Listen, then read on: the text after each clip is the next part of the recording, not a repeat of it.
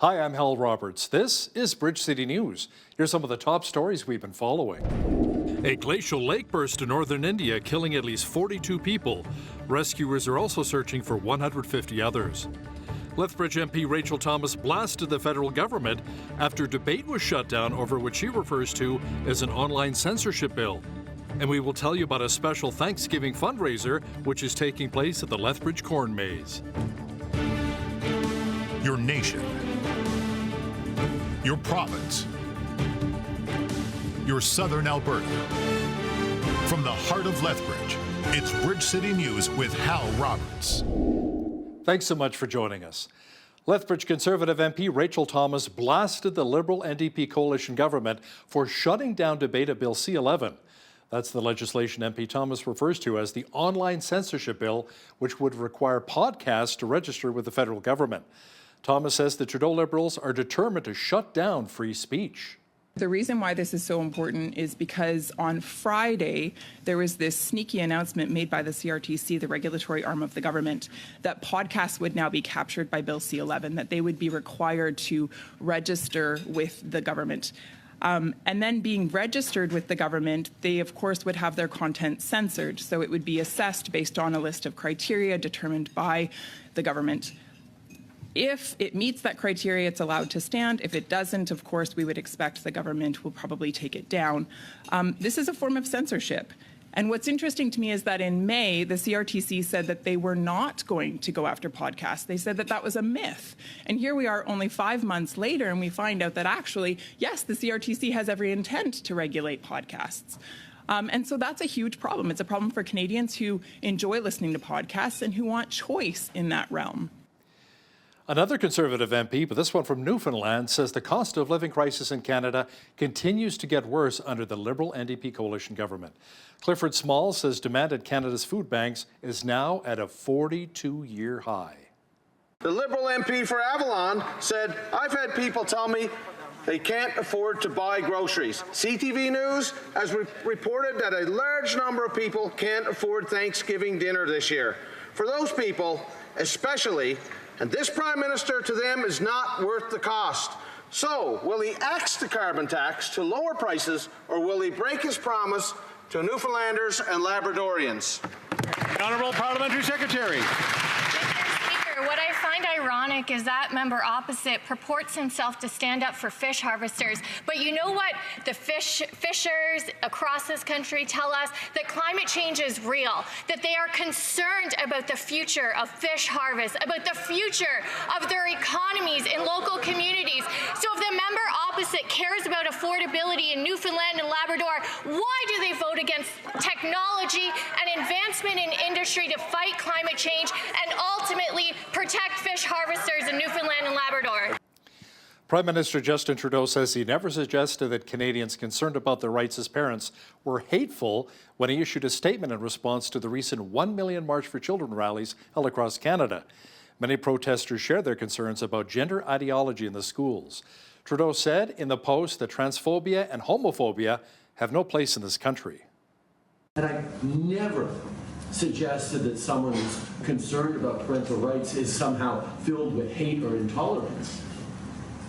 But what we need to make sure is that when we do see expressions of hatred or intolerance against Muslims, against the 2S LGBTQI+ community, against any Canadians, that we are firm in standing against intolerance, and that we reach out to bring people together. That's what I will always do. That's what this government has always done. Muslim Canadians and with all members of diverse communities. Emergency officials in the area of Columbia Shuswap in British Columbia lifted the final evacuation order in the North Shuswap, allowing residents to begin the process of rebuilding after a fast-moving wildfire swept through the area in August. Officials say the order covered 189 properties severely affected by the Bush Creek East fire, which is currently classified as being held. Returning residents are being notified of potential hazards on their properties, and building permits have been put on hold while geotechnical assessments are well underway. Evacuation orders are still in effect for parts of neighboring Squalex First Nation. Chief James Toma is among those who lost his home and says people who didn't may be allowed to return to their properties within the next 4 weeks. There are still currently 324 active wildfires burning in British Columbia. As for our province here in Alberta, firefighters are still battling a number of blazes in the northern part of the province, the most serious being in the Wood Buffalo district. There are still 83 active wildfires burning in Alberta. Around 69% of the fires are now under control. 30% are being considered held, and less than 1% are out of control. According to Alberta Wildfire, there have been 1,046 total wildfires in our province this year. Fire advisories remain in effect this Thanksgiving long weekend for many regions, including Athabasca County, Banff National Park, and Waterton Lakes National Park. Advisories are also in effect in central Alberta for the towns of Ponoka and Rimbey, and here in southwestern Alberta for the town of Taber. Well, you know, the air quality has actually been pretty good lately here in Lethbridge, and a nice Thanksgiving long weekend is shaping up. Jeanette Rocher is now with an early peek at the forecast. Jeanette, we can look forward to seeing more sunshine and temperatures over 20 degrees this long weekend? Oh, I'm so excited to report that yes, we will. In fact, the mid to high 20s is what we can expect over the next couple of days. Today, we actually even exceeded our high of 19. We got up to about 21 degrees. Overnight low this evening, 5 degrees. We're going to jump up to 24 degrees on a Saturday. So this is much higher than seasonable, by the way. Also, not much wind. We're looking at 20K wind in the morning. That should ease up by later on in the day. And then just wait till you see the temperatures that are going to come at us on Sunday and Turkey Day Monday. It's going to feel more like a pool day instead of Turkey Day. I'll be back later in the show to give you all those details.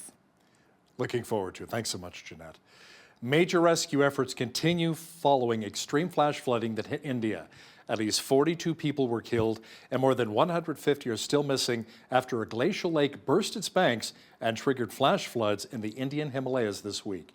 The heavy rains seen in the northern region of the country have created one of the worst disasters in the region in more than 50 years. Authorities in Sikkim say the storm has impacted the lives of around 22,000 people. Scientists and government authorities were working on an early warning system for glacial floods, which would have been given to people an advanced warning, but alas, they were far too late. Meanwhile, in eastern Ukraine, around 51 people were reportedly killed following a recent attack by Russian troops. Emergency officials worked throughout the night trying to find survivors amidst all of the rubble. Close to 60 people in the village of Rosa were in a cafe attending a wake when a missile hit. The latest strike is the deadliest in months. The war in Ukraine is now entering its 20th month with no end in sight. The Supreme Court of Canada has ruled in order to protect fairness of the justice system, journalists cannot broadcast or publish portions of a criminal trial that's taking place before a jury is seated. It has ruled unanimously that those trial details can be made public only after jurors have been deliberating or are dismissed. The justices reviewed 2 cases in which judges imposed publication bans on proceedings that took place before juries were impaneled. That led media companies to launch appeals. Alberta Parks officials are posting bear warnings in Kananaskis country after surprise encounters with both grizzly and black bears. One of the warnings is posted at a construction site on Highway 40 east of the Kananaskis Golf Course after someone surprised a grizzly bear. An area just west of Banff National Park remains closed after a Lethbridge couple and their dog were killed by a grizzly bear last weekend. A couple of Alberta MLAs are headed to Germany to learn about that country's energy transition plans and to promote Alberta's natural gas. MLAs Shane Getson and Garth Roswell will be in Germany October 8th through the 14th. They'll join Canadian and U.S. lawmakers discussing energy and climate transition. Germany's been struggling with an energy crisis since the war in Ukraine began. The country is planning a transition to renewables by the year 2050. Alberta government officials say this trip will provide a good opportunity to promote low-emitting Western Canadian LNG and Alberta's energy capabilities, including natural gas, carbon capture, utilization and storage, and technologies to reduce greenhouse gas emissions. The Lethbridge Hurricanes have started out the season fairly strong. Now, they currently have a 3-1 record and sit tied for second spot with a few other teams in the highly competitive Eastern Conference. Now, even though the club has found some early season success on the ice with new head coach Bill Peters, the Canes have also had to deal with some financial issues off the ice. Now, to chat about this in more detail is the General Manager of Business of Operations for the Canes, Terry Hausman, who joins us here from Lethbridge. Terry, recently had your AGM. Now, what was said during the meeting? What is causing some of the financial pressures for your squad? We do have some financial pressures. Obviously, there's a number of policies that have been put in place over the last few years with the city of Lethbridge that have made some of our makes it a little harder for us at the end of the year to make some money. It cuts deeply into our walk-ups. So we've lost on an average 450 fans a night over the course of the year. And that it can equate to a big number, which would be roughly around $225,000 annually. I believe a lot of it has to do with paid parking, but we continue to find ways to make it hard for people to come in here and enjoy themselves. And so those are big parts of some concerns for us, obviously, and those are things that we work through all the time. How has the controversial hiring of Bill Peters, who was let go as head coach of the Calgary Flames years ago, impacted your bottom line? Have you lost a certain amount of season ticket holders? We have had 0 people drop out because of Bill Peters being hired. In fact, we've had a gain of almost 200 season ticket holders because Bill Peters is hired. And we've had 0 drop of any support of our corporate side.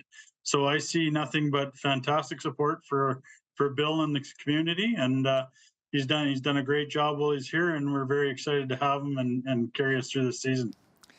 Thanks so much for your time today, Terry. That was Terry Hausman, GM of Business Operations for the Lethbridge Hurricanes. A very special theatrical performance is coming to Coaldale called Jake's Gift. The play's been running since 2007 in over 250 communities across the country. It focuses on a World War II veteran and his struggles after the war. Video journalist Micah Quinn has that story. Well, that pretty much sold me and my other brother Marty. Julia Mackey performs each character in Jake's Gift all by herself. She traveled to Normandy, France back in 2004 for the 60th anniversary of D-Day and was able to interview World War II veterans about their past experiences during the war. That trip would eventually become the inspiration for the play. Jake's Gift is about a Canadian World War II veteran who travels back to Normandy to find the grave of his eldest brother, who he's never visited, who died overseas. Local historian Glenn Miller and Coaldale Mayor Jack Van Ryan were instrumental in bringing Mackey back to southern Alberta. And when I do introduce the play, I do tell people I'll reimburse your money personally if you're not happy with it. That's how confident I am that viewers who see this play, and a lot of people, when I introduce the play, I always ask, who has seen the play before? And the majority of people put their hands up. And it's by word of mouth that they bring other people. So people who've seen the play before come back and see it again and again because it's such a great interactive play. I was very excited when Glenn Miller reached out to me to let me know that Jake's play is coming to southern Alberta. And as soon as I found out, I offered an opportunity for the play to be hosted in our brand new Civic Square atrium in Coaldale. And it's a beautiful facility. This would be our first theatrical play in the new space. Jake's Gift will be performed at the Coaldale Civic Square Atrium on October 28th at 2 p.m. For Bridge City News, I'm Micah Quinn. Very cool. As many of us are getting prepared to stuff some turkeys over the weekend for Thanksgiving, the Lethbridge Soup Kitchen is doing the same. The not-for-profit is preparing many meals that are expected to feed hundreds of people. Bill Ginther, the executive director of the Lethbridge Soup Kitchen, says they have a few big meals planned for this weekend. We're doing a large ham dinner on Sunday night, and we expect to see probably between 125 and 150 people for that. And then Monday night, we're doing a full turkey dinner with all the trimmings. And so it's anticipated by people. We are very fortunate that we get volunteers that step up, if not during the year, during special times. We often get calls, especially for Christmas, in late October, and of course we're already booked solid with people. So, but it's nice that people step up. Ginther says they're still in need of some volunteers. If you have some time you can donate, you're asked to contact the Lethbridge Soup Kitchen right away. The Lethbridge Corn Maze is hosting their annual Thanksgiving Corn Maze fundraiser this weekend. Now, every year for the past 24 years, the Corn Maze has been putting on this very special fundraiser where they collect cash donations and then give it back to different local organizations in need. This year, all the money raised from admissions will be donated to the Lethbridge Pregnancy Care Center. Every year we choose a different organization, so we never do the same organization twice unless it's for a different cause. We do we try to do every other year an international and then a local one. So this year we do the local one in Lethbridge itself. Well, mostly local people come out here, so we are able to support local or support community events or do other events for the community. And this is a way of saying thanks from the Lethbridge Corps Base to the people that have come out the whole year and raise funds for a good organization. The Corn Maze is open now until October the 28th. Always love visiting the Lethbridge Corn Maze, especially this time of year. Well, the fall colors have been spectacular across Lethbridge County, especially against the backdrop of the blue sky. More sunshine is in the forecast for the Thanksgiving long weekend, and details are coming up.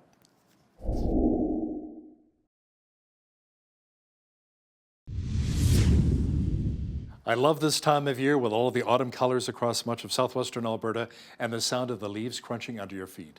Jeanette Rocher is now with all of the weather details. Jeanette, Thanksgiving is coming up, and we have a lot to be thankful for, including the beautiful fall temperatures we're experiencing right here in Lethbridge. Yeah, that's what I'm thankful for sure, because look at these temperatures. All 7 days we are looking at above seasonable for this time of year. So 24 on Saturday there. Clear skies all the way across too as well. I should mention 26 for a high on a Sunday, and then Monday, Thanksgiving Day, 26 degrees. Maybe move that party outside into the yard or something, have a picnic, be out on the deck, anything but be inside a hot kitchen with a hot oven. Should be a lovely day though. Down to 20 degrees on a Tuesday, up to 18 on Wednesday and 17 on a Thursday, rounding out that 70 forecast. And what did I tell you? All of those days above average for this time of year, average is actually 16.6 degrees this time of year, rounding it up to 17 degrees. Average low 2 degrees, 29 was our high temperature back in 1980. And in 2000 we had the chilliest, which was minus 11. 7:39 is when the sun rose this morning. Sunset this evening right at 6:59 p.m. We're looking at 11 hours and 20 minutes of daylight. Days getting so short now. Okay, 23 for a high in Victoria. Going to be feeling more like 19 as you move closer to the water there. Mainly sunny skies. 24 a high in Vancouver. 25 inland. Also, both of those coastal cities, I should mention, also have that humidex of the mid-20s there. 22 for a high in Edmonton with clear skies. 21 in Calgary with mainly sunny skies. As we move to the rest of the prairies, much the same with those clear skies. We're looking at sunshine, high of 19 in Saskatoon. 19 also in Regina, 30% chance of showers in Winnipeg. That's going to happen earlier in the day, 12 degrees for a high there as well. And then later on, clearing up, also a 20 to 40K wind, and that should be lightening up past noon as well. Okay, 40% chance of showers is what we're seeing tomorrow in Toronto, high of 14 degrees. Ottawa, we're looking at 10 to 20 millimeters of rain there, 13 degrees for a high. Could see a risk of a thunderstorm. Montreal, we're sitting at a heavy rainfall warning, which is in effect. So here's what could happen on Saturday in Montreal with that high of 19 degrees, by the way. We're looking at the possibility of 40 to 50 millimeters of rain. Make that 50 to 80 millimeters as we move into Sunday, and possibly even exceeding 100 millimeters of rainfall in those higher elevated areas. Now, keep in mind also when we're looking at heavy rainfall, there's also the warning of flash floods and then ponding on roadways. So it can be very dangerous. We're also looking at heavy rains all across the East Coast here in Atlantic Canada. So Fredericton, although we're looking at a 30% chance of showers on Saturday with a high of 20 degrees, we could be seeing heavy rainfall, gusty winds by the rest of the weekend. Now here's what's happening in Halifax and Charlottetown tomorrow. 24 high in Halifax, 21 in Charlottetown. Although we're seeing that sun peeking out, here's what's happening. So we've got a low pressure trough system moving in that's expected to interact with this approaching post-tropical storm Philippe, which is down near the Bahamas right now. Well, that's going to be moving up, and by Saturday night into Sunday, it's going to be creating heavy rainfall and strong winds in all of these areas here across the east. In St. John's tomorrow, looking at a high of 15 degrees, drizzle, which should be tapering out in the afternoon. And there you have it. That is your forecast. The economy added more jobs than expected last month. Economists, however, say the job market is weaker than it looks. That's because the gains were driven by a seasonal spike in education employment and an increase in part-time work. Stats Canada reports employment rose by 64,000 jobs in September, and that the jobless rate continued to hold steady at 5.5% for the third straight month. MGM Resorts says a recent cyber attack will cost the company more than $100 million. The Las Vegas casino giant had to shut down some of its operations for 10 days following the attack last month. Company officials say no customer bank account numbers or payment card information was compromised. Hackers did, however, steal other personal information, including names, driver's licenses, and social security numbers. Unifor says it is still facing resistance from General Motors in their contract talks. The union has set Monday as a deadline toward a new deal. Unifor's national president, Lana Payne, says some progress has been made, but adds there's nothing automatic about getting GM to agree to the terms the union reached last month with Ford. The union will also have to work to convince its own union members. Union members at Ford only voted 54% in favor of the deal. Negotiations with Stellantis will still have to take place. The president of Local 444 has reportedly said he plans to push for even higher terms, better terms, and break the pattern set with Ford. Now here's a look at today's markets. The TSX was up 108 points on the day to finish at 19,246. The Dow was up 288 points to 33,407. The S&P 500 was up 50 on the day to 4308, and the Nasdaq was up 211 points to 13,431. West Texas Intermediate Oil was up 51 cents to 82.82 US per barrel. Natural gas was up 17 cents to 3.33 US. Gold was up 12.70 on the day to 18.3301 US an ounce, and silver was up 63 cents to 21.60 US an ounce. Feed wheat is at $9.80 per bushel, barley's at $7.51, canola's at $16.18, and corn is at $9.02 per bushel. Live cattle were up $1.13 to $183.08. Feeder cattle were up 88 cents to $248.38, and lean hogs were up $1.43 to $82.33. The Canadian dollar was up slightly over the past 24 hours to 73.19 US.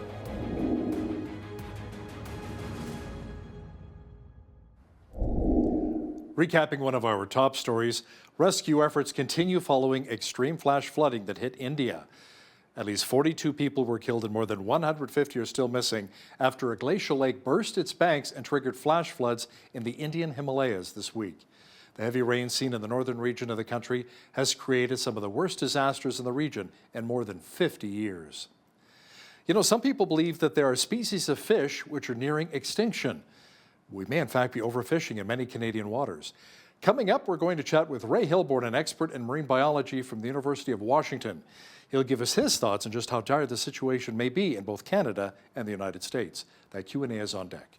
Listen, when you see news happening in your community, be sure to send us an email at info@bridgecitynews.ca.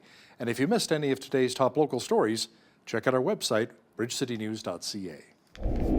Here's today's Bridge City News community calendar. The Lethbridge Senior Citizens Organization is looking for volunteers to take part in their Drive Happiness program. This program is to help seniors in our community who are facing extreme loneliness due to lack of accessible transportation. Volunteers drive clients to their medical appointments, pick up groceries, and take them to important life activities. If you're interested in this opportunity and for more information, visit lethseniors.com/volunteer drivers.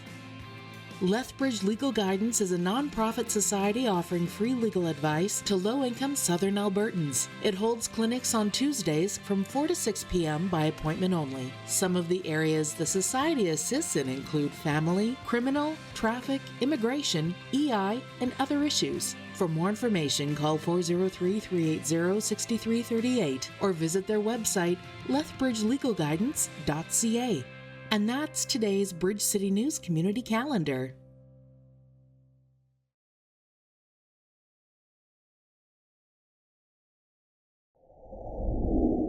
Are we running low on certain species of fish in our oceans, lakes, and rivers? Are some fish in danger of becoming extinct? Now, joining us today to talk about this hot-button topic is Ray Hilborn. He's an expert in marine biology and a prominent professor at the University of Washington. Ray joins us now from Seattle, Washington. Ray, welcome to Bridge City News. Morning. Very happy to be here. So, Ray, can you provide an overview of the current state of fish population around the world and in Canadian waters? Are there some serious issues? Are certain species severely at risk? Well, okay, and the big picture is, in general, fish are doing fine. Some, on average, they're going up, both in the Western world where we have good data. We have the data are very different in different parts of the world. We know much less about the large fisheries of South and Southeast Asia than we do of those of Europe, North America, South America. So for the places we do have good data, and that would include Canada, fish populations are on average increasing. Now, there's always some that are going down, and the big cod stock in eastern Canada that collapsed it was closed in 1990s. It really hasn't recovered. But Western Canadian salmon populations have generally remained in decline. So it really depends on where and exactly what populations you're talking about. Is that due to overfishing maybe having a significant impact right now on the fish populations?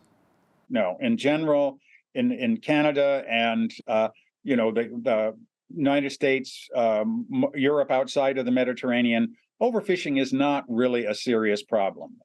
Fish stocks go up and down. Climate change is having an enormous impact on various stocks, particularly salmon. So it really all depends. So how would climate change be impacting the salmon? Well, in general, things are getting warmer. So the southern stocks in Canada, the Fraser River, have been doing much worse as it's gotten warmer, whereas the northern stocks, and I spend my summers up in Bristol Bay, Alaska, we've just had a run of 8 years that are the highest in recorded history, and we can tell from other historical data, the highest in the last 1,000 years. So they've been benefiting by warming. In the south, we've generally not benefited by warming. And the Fraser River has gotten so hot at times that diseases break out. So that's been the big, most immediate impact. A lot of marine fish are just moving. They're moving farther north in the northern hemisphere as the climate changes. Now, you said the data's been collected for 1,000 years. Wow, I didn't realize it goes back that far. Ray, how much is pollution really contributing to killing a lot of our marine life? Pollution like maybe oil spills or single-use plastics, which our government here in Canada has been banning. I would say for marine fish, there's very little evidence that either of those are a factor, except locally. So Exxon Valdez oil spill. Actually, it wasn't a big disaster for fish. It was for some of the local marine mammals. The Deepwater Horizon had a large impact in its area. But globally, the bigger pollution impact is actually in coastal fisheries near urban areas where runoff from terrestrial sources and sediment are much bigger factors on the fish populations there than most. Those are often the dominant factors in impacting coastal marine ecosystems. Now, many environmental NGOs are actively advocating for the establishment of no-take marine protected areas, or MPAs. How do you perceive the impact of NGO pressure on Canadian politicians in really shaping fishing regulations and policies? Well, it's enormous. That the NGOs have been extremely effective at going right to the leadership, right to the Prime Minister, not only in Canada, but also President Bush, President Obama, President Biden have all basically they've been convinced that they can be environmental heroes by declaring parts of the ocean no-take areas. The same's been true in Australia and New Zealand. And it hasn't come from a ground-up scientific analysis. It's come from very wealthy foundations with lots of political power, people like Leonardo DiCaprio, basically funding people to go and convince the leaders of countries that we need these no-take areas. Leonardo DiCaprio, he's shooting a movie here in southern Alberta. I think it was called The Revenant. Right? and it was really warm during the wintertime. He says, see, people even here in Alberta have never seen such warmness. It's climate change. No, actually, it was called a Chinook over the Canadian Rockies, and it's very common here, and it kind of opened his eyes while I was here. So, but that's a story for another time. Ray, the 30 by 30 initiative aims to conserve 30% of Canada's oceans by the year 2030. How do you see this initiative really affecting the fishing industry? Well, it depends on how it's implemented. And I think that's too modest a goal.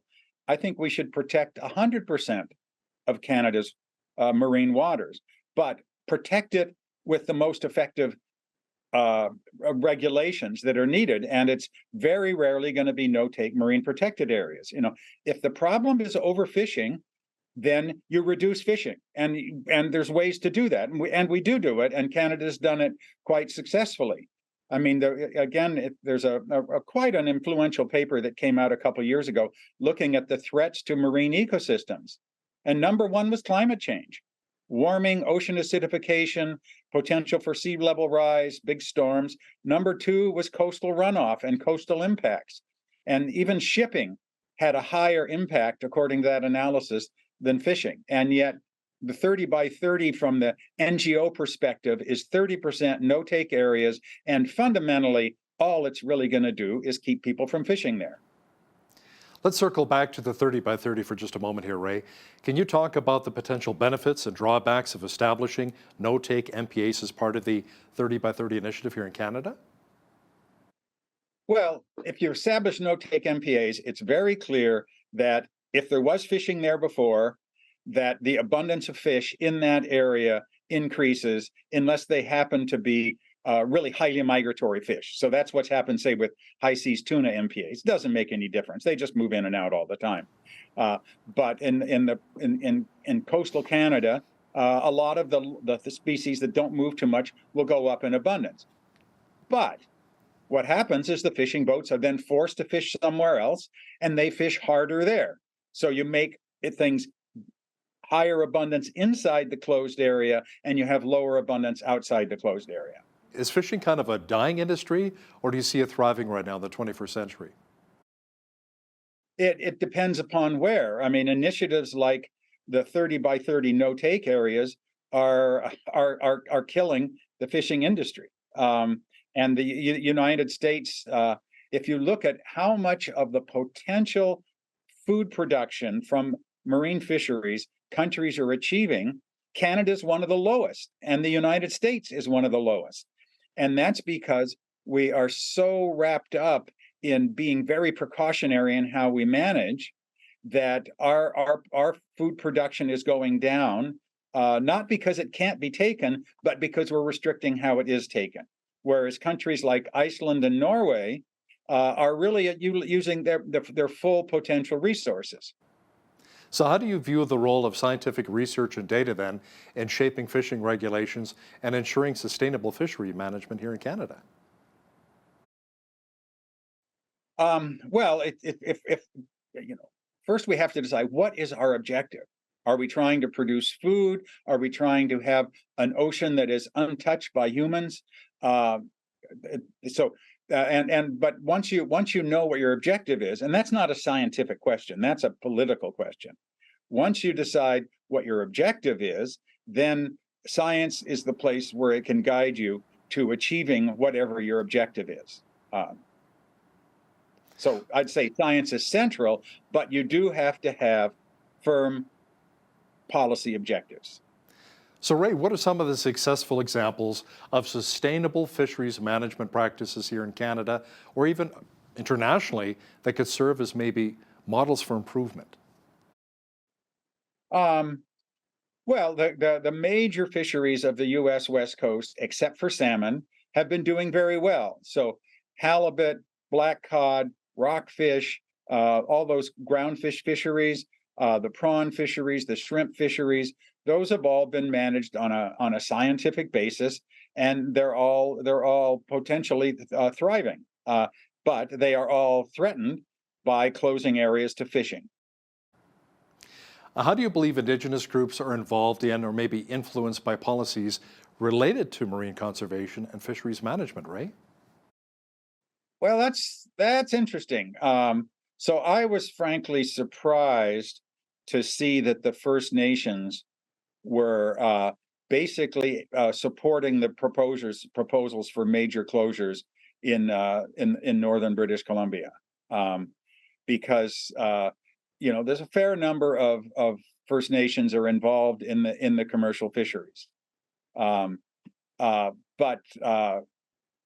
I've been told that they're supporting this initiative because they think it is part of the transition to their controlling the fisheries rather than the existing stakeholders in the fishery. I can't document that. I've simply been told that by people who are involved in the process. Are there collaborative efforts maybe between government agencies, NGOs, and various Indigenous communities in North America to really address conservation and sustainable fishing practices? Well, in Washington State, the salmon are co-managed by our Indigenous Native Indian tribes and by the state of Washington. So they all have scientists. The tribes are one of the major employers of our students. They all have scientists, and they work out how to manage those populations. And that resulted from a legal decision back in the 1980s called the Bolt decision that gave Native Americans the right to catch half of the catch of salmon, and now that's been extended to invertebrates and shellfish as well. And they've worked out very well-functioning collaborative management systems. You know, Ray, I wanted to ask you something. When I was a kid, my parents used to say, Hal, stay away from too much tuna. Mercury levels are too high. It's not healthy for you. Is that an old wives' tale, or are there certain fish that maybe we should not over-consume? Certainly, there are certain fish you shouldn't over-consume. Tuna doesn't happen to be one of them. I mean, the top predators tend to accumulate mercury, that's true, but they also accumulate selenium. And it turns out that if you have selenium and mercury at the same time, the selenium inactivates the mercury. The place you want to avoid eating too much fish is, I believe, still the Great Lakes, where the legacy of all the industrial pollution in the Great Lakes there have been government restrictions both in the U.S. and Canada for decades saying, you shouldn't eat, and it depends on the species. But for marine fish, I don't think it's a concern at all. Now, Ray, looking ahead, what are some of the more crucial steps or strategies to really ensure both the conservation of Canada's marine ecosystems and the sustainability of the fishing industry overall? Well, I mean, we need a solid science program, and we need the decisions to be science-based. And Canada's a little bit different in that in the U.S., the way the legislation and the system works is the scientific advice must be followed. Although fishing can be more conservative than the scientific advice, but it cannot be less conservative. In Canada, the Minister of Fisheries has absolute control over decisions, and I just haven't been following the Canadian political landscape well enough to really understand the extent to which the science is being followed or isn't being followed. But that's essential. But you also just need very clear policies, and that's one of the problems we're running into. Is what are we trying to achieve? And both in the U.S., Canada, almost everywhere I know, what's our objective? And those are typically so vague that you can't ask scientists what's the best policy to achieve our objective, because the objective isn't written down. So as soon as you tell me how much we want to maximize food production, et cetera, then the science can answer that question, how to do that. But where that isn't well defined, then the science can't directly give you the answer. Ray Hilborn is an expert in marine biology and a prominent professor at the University of Washington. Ray, thanks so much for joining us today from Seattle. Hey, well, thank you. It's been a pleasure.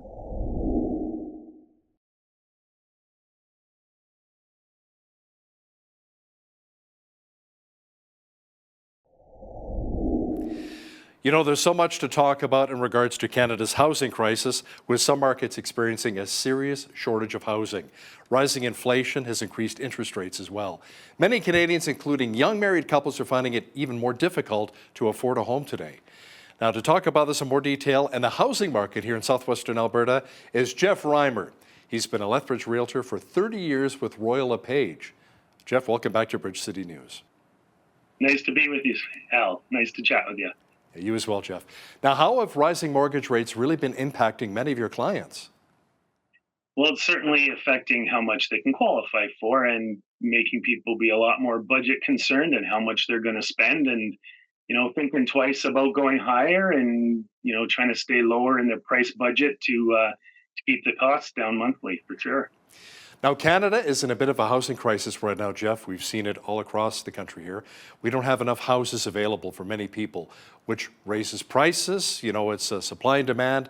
Interest rates are going up as well, making things less affordable. Some say the government should make more land available for developers. Others say maybe we should look at immigration, what's happening there. What kinds of solutions are you hearing from those in the real estate sector? Yeah, I mean, I don't discuss that at a deep level too much in my job because I'm more on the front lines. But, certainly, we need immigrants. This country always has had a lot of amazing immigrants. And the challenge is obviously finding the proper housing, but it's partly complicated by more urbanization, I think. People are less interested in going to the rural areas.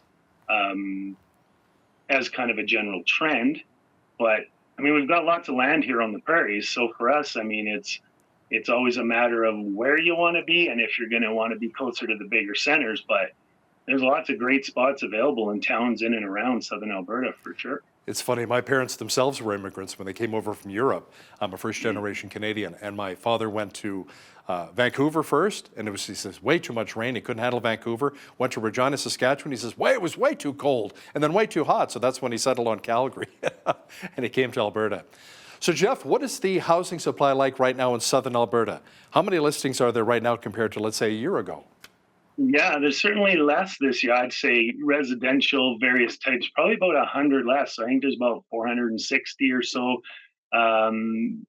roughly residential this year. Now, it's a little bit tough stat to be exact on because it depends what genres you include, but I don't think that includes manufactured home parks. But yeah, right around 466, including condominiums and detached houses. And last year, it would have been about 100 more, give or take. So it's certainly less selection right now. Are manufactured homes becoming a little more popular? People that don't want mortgages and when interest rates go higher tend to lean to consider those more. You do have the monthly pad rent, which is like having a chunk of a mortgage in itself. If you pay $600 a month, that could lend you around, or you could borrow about $100,000 or whatever based on that monthly cost. But I think people do try to be especially older and senior populations, they dislike mortgages. And when rates go higher, even more so. So they tend to take their cash, even if they have a big monthly pad fee, they still like to be mortgage free. And so when interest rates go higher, manufactured home demand generally in Lethbridge area and southern Alberta goes up.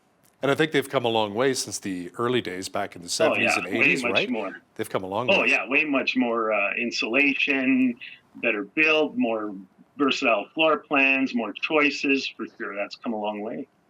Now, what's the biggest complaint you hear from those hunting for a home right now when it comes to things that are making it a real challenge for them to purchase outside of higher interest rates? I know for myself, I just renewed. I went from 2.79 4-year closed to a 5.09. But you know what? That's a huge hit, but that's not bad because right now, that was like 3 weeks ago. Now it's 6.75. Yeah. Yeah, you can probably get closer to 6 if you shop around a bit. But yeah, definitely it's making it tougher on buyers for selection, and they feel more rushed in their decision making. So rather than looking at, a few choices and taking the time, and, they feel rushed in a decision, especially if you happen to be in a multiple offer situation. So in some price points, especially the lower ones, it's still common to potentially be in a multiple offer situation, and then you feel rushed on your decisions, and you don't always make the perfect choice every time. And terms of dates and in conditions, and you feel pressured to do that. So, not finding as much selection as some folks might like, especially in the lower price points, and then the challenges of potentially multiple offer situations. Sometimes you might try once or twice and not get the house you want. So it's very frustrating. Do you find with multiple offers as well, sometimes people want to come in with a clean offer so it's not subject to financing and home inspection, so they have a better shot at getting the home? Yeah, that's sometimes considered, and you have to be real careful with that because, generally I'm going to recommend a home inspection and subject to financing, even if it's just a small amount, to be safe. But yeah, for sure, that's always an enticement to a seller to take something that's cleaner. And that's a challenge with folks because banks right now aren't super quick. So a lot of them are wanting at least 2 weeks for a condition of finance. And in the past, that would have been just, longer than necessary. But now it's kind of very common to have a couple of weeks for mortgage condition. So Jeff, what's the average home price right now in Lethbridge? For a detached, it's around 370, 375, I think. It fluctuates a little bit here month over month, right? So it's hard to be exact, but right now it's around that 370 for a detached home. Of course, if you include condominiums and manufactured homes, that's going to lower that average. But yeah, it's about 370, which hasn't changed a ton over last year, but in different price points and categories, it has changed quite a bit. So you're going to buy a condominium, let's say, or a half duplex, those would have raised up from last year. Whereas if you're buying a $600,000, $650,000 house, there's more selection in that price point, and that may not have gone up and may have even have inched down a bit. So what prices are really selling the fastest right now? Is it a lot of starter homes that maybe empty nesters want to move into and young couples maybe getting their first mortgage, their first home? Absolutely that, and of course our student population in Lethbridge. So, and that overlaps all those genres, right? Because when you're downsizing, you're coming off maybe a big 15 or 2,000 square foot house, and you're downsizing into 1,000. Or when you're a starter house, yeah, you're looking and overlapping that genre, and then it's student housing and revenue buyers now as well, because the rents are decent for landlords, especially if they have good equity and they're not in high interest rates. So all the genres overlapping right now in the affordable ranges. So yeah, 200 to 300, very active. If you have a good house listed 300, you might get multiple offers. And last month I was at a house on the west side, about $300,000, and there was a lineup of agents and buyers on the street, about 5 to 7 groups of them, and they had 5 offers on the house. So that's not in every price point, and certainly not typical in the $600,000 price point. But yeah, in that lower price point, 200 to 300, and even 300 to 350 still is pretty slim pickings. So that house on the west side with the multiple offers, what did it end up selling for? It went for over full price, and my buyers went in. They had a unique condition, but they were over full price, and they weren't considered, or they went with the offer that was thousands over full price in that case. So Jeff, are there certain areas of the city that tend to be more popular for buyers right now? Well, the west side has a bigger land base, so there's more sales over there now. I think there's more over on the west side than north and south combined right now for homes. So, and out of town buyers, which we have more of right now. We have BC buyers that are taking advantage of the higher prices there, acting in and then moving here and having some extra cash left over and getting a better property or just downsizing and then setting aside money. We're seeing a lot more of that from Ontario and BC. And, they don't mind a little 2-minute drive across the river valley. So, the old school Lethbridge Southern people, you say, oh, I don't know why you'd buy way over there on the west side. But, that 2-minute drive for out of towners that have been commuting, half hour, an hour to work every day, that's nothing. So the west side is very popular, but south is strong, north is strong. And areas around Lethbridge right now, too. The rural communities have a lot of strong demand right now as well. Let's talk a bit about that. Maybe people want even more bang for their buck. They're going to some of the bedroom communities like Coaldale, Raymond, and Nobleford. I even have a few friends who moved to Tabor, and it wasn't just for the corn. Yeah, well, corn's good right now. I had some last night. Boy, that was sweet and good. I love Tabor corn. Great reason to live in southern Alberta, for sure. Now, is a variable rate mortgage a good option in our current market, Jeff, or are people now leaning more towards the fixed mortgages? What are your thoughts? Yeah, I mean, it all comes down to monthly costs, right? And when you're talking about these urban centers, for sure, Nobleford, Coaldale, Raymond, those areas are, almost hotter than Lethbridge in certain parts right now because of people trying to keep their costs down. And in the variable rate and fixed rate mortgages, I mean, it's a personal choice. You need to, talk with your family, talk with your professional, and talk about options. It depends where you're at financially and your tolerance for risk. But right now, with uncertainty about them going up, I think more people are probably leaning to fixed.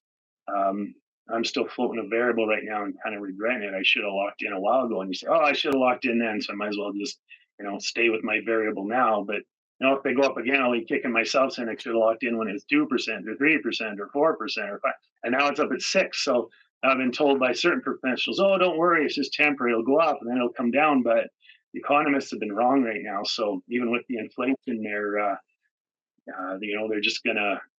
Sometimes people think they're just gonna keep raising them. So it's hard to know. So it's a very personal choice. You need to seek advice from friends, family, and certainly professionals. It's interesting. Friends of mine who locked in on a 5-year close 3 years ago for 1.99. They still have 2 more years at 1.99. I know. Why didn't I lock in? I feel kind of stupid, but riding the variable, you think, oh, it's going to go up, and then, oh, what if there's recession? It'll come down. But right now, the rates are higher, and it's your wish I would have locked in. Are we seeing more people getting longer amortization lengths in their mortgages? And how long of an amortization period can a person get these days? Can we go beyond 25 or 30 years, like we see in the States? Right now, I think we're at 25 for high ratio loans. So if you put down less than 20%, I think that's still at 25. And then if you're a conventional loan where you put down 20 or more percent, then 30 years amortization is an option. And that's the banks don't have flexibility beyond that. But will that happen in the future? Possibly, yeah. Will they, lengthen the amortizations to go 35 or 40 years again? Very possibly, with the rates going higher because they want to keep housing costs down somewhat while they try to stop inflation. And I think people within that 25-year or 30-year max are certainly probably pushing those limits more than ever with the higher interest rates to try to keep the monthly costs down for sure. I spoke with a mortgage broker today and she said, yeah, you're 25 and 30 there, capped, can't change that. But more people that might not have, pushed that 25 or 30-year limit before are pushing those limits now because of the higher interest rates for sure. Let's talk about first-time homebuyers once again, Jeff. And with the stress tests, are you noticing maybe a decline in younger people looking for homes? I don't have hard, fast stats on that, but I don't know if how much is really changing there because when they raise the stress, there has to be some of that because if people have to save up that little extra down payment, but 5% is still 5%, isn't too much different when house prices raise or the interest rates are a little higher. So your minimum down payment to save up doesn't change a lot. So people can still get in, but they're having to consider the lower price points because of the higher interest rates. And then with the supply being tighter in those lower price points, it's making them maybe hold off or check it out and decide to wait a little longer. But myself, like I said, I don't have the hard facts and stats on that one. But my buyer pool is still varied with young people and middle and old for sure. And what a lot of people have to consider as well, it's not just the 5%. Let's say it's a $300,000 home, you need to come up with 15 grand, but then there's also the legal fees, there's the home inspection, which we talked about, the hookup fees. It all adds up after a while, doesn't it? Yeah, for sure. You're probably going to want another 1.5% of your purchase price for costs for lawyers are pretty affordable though, and we need them. They're important. And the home inspection is very important. There might be a tax adjustment. So if the owner's prepaid to the city a certain amount, you're going to have to, the lawyers will prorate it to the day. So you're not getting, hurt by it, but you do have to come up with some money ahead of time. So you should, besides your 5%, you should have roughly maybe another 1.5% of your purchase price saved up for your extra costs. So for the rest of this year and potentially into 2024, how is the real estate market looking here in southwestern Alberta, Jeff? Yeah, well, right now with supply down, I would think that the prices should stay strong. I think as winter comes, certain buyers may not choose to move here in winter, but we're still going to see that immigration from the larger centers to the, to southern Alberta. So I think it's going to be good. It's hard to judge with the interest rates. I mean, we haven't seen historical acceleration of the rates in my lifetimes. I don't think ever. So when the rates go up from like 1.89 up to 6%, right? You're looking at a huge uptick, and that's hard to judge how that's going to happen. But with the rates still like 6%, when I bought my first place, I locked in for 7 years. I was thrilled at 7.625. So, when I look back and then I hear other stories, people go, "Oh, I had something at 19 or 20, right?" So really 6% is pretty affordable. So I think, the economy in southern Alberta it's got challenges, but we're still a great place to live. There's still jobs available, and the house prices affordably according to across the nation are still, quite affordable. Even for rents, we think they're high here, but other centers are even higher. So I think Lethbridge is going to be good and stable. It's a fairly balanced market. Right now in the lower price points, you're going to say it's more of a seller's market, but with I think right now, because there isn't a ton of supply, that prices are going to do okay. Maybe there'll be more selection come up as the interest rates take more of an effect. But how it goes shortly after that, it's hard to judge. We haven't experienced, and then changing economic factors. We'll see how it goes. But I love Lethbridge. I love southern Alberta. I love Alberta, and it's a great country. So I think people want to move here, and people are moving here, and people are moving to Lethbridge. So I think it's going to be good and stable and remain fairly strong. It's great to hear. Jeff Reimer is a Lethbridge realtor with Royal LePage. Jeff, thanks so much for your time today. Hey, nice speaking with you, Hal. Thanks for the opportunity. Have a good day. You too. On behalf of all of us here at Bridge City News, I'm Hal Roberts. God bless, and thanks for watching.